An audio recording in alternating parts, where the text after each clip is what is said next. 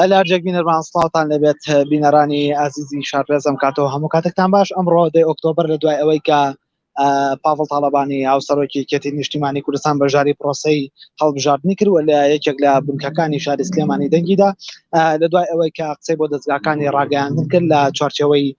پەیامەکانیدا یەکێک لەو بابەتە گەرمانەی ئێستا لە شەقامی عراقی گفتوگوی جدی لەسەرا پرسی سەر کۆماری عێراقا پاڤڵ تاڵەبانی لە پامێکیدا بۆ دەستگاکانی ڕاگەیاندن لە دوای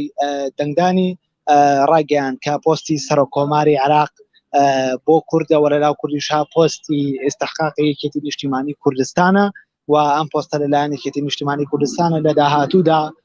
خاوەندارەتی دەکرێت تەنها دکتۆر بەرهەم ئەحمەد ساڵح تاکە کاندیدی یەکێتی نیشتیمانی کوردستان دەبێت لە داهاتوودا بۆ پۆستی سەرۆک کۆماری عێراق. ئەمە لە دوای ئەوە دێکە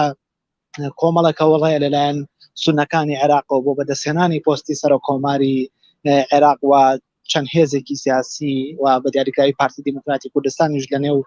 هێزە کوردیەکاندا یەکێکە لەو هێزانەی کە دەیەوێت دەست بۆ ئەم بابەتە ببات و لە هەوڵی بەدەستێنانی پۆستی سەرۆک کۆماری عێراقدایە کە لە ئێستادا دکتۆر بەرهەم ئەحمەد ساڵح لە سەر پشتی یەکێتی نیشتیمانی کوردستان خاوەندارەتی ئەم پۆستە دەکات. بەڵام ئەمڕۆ پاڤڵ تاڵەبانی لە دوای بەشداریکردنی لە پرۆسەی دەنگدان ئاماژەی بۆوەدا کە ئەم پۆستە پۆستی کووردە و لە ناو کوردیشتا ناو هێز و لایەنە سیاسی کوردیەکانە تەنها بۆ یەکێتی نیشتیمانی کوردستانە و تەنها کاندیدی یەکێتی نیشتیمانی کوردستان بۆ ئەو پۆستە خودی دکتۆر بەرهەمە لە داهاتوودا. هاوکات پاڤڵ تاڵەبانی ڕاگەیان کە لە ئێستادا نزیکبوونی زۆر هەیە لەگەڵ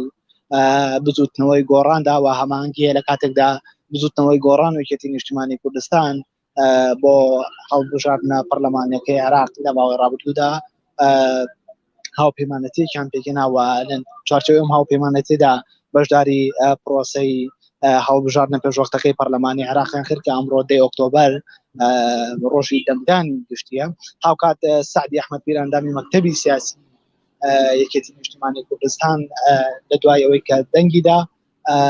لە بەشداری لە پرۆسی هەڵبژاردن کرد ئاماژەی بەوەدا کە پۆستی سەرۆک کۆمار ئەم پۆستە پۆستی کووردە و لە ناو کوردیژا هیچ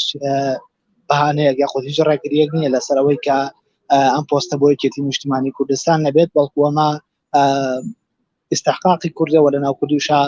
تایبەتە بە یەکێتی نیشتیمانی کوردستان و لە داهاتوودا یەکێتی نیشتیمانی کوردستان خاوەندارەتی ئەم پۆستە دەکات.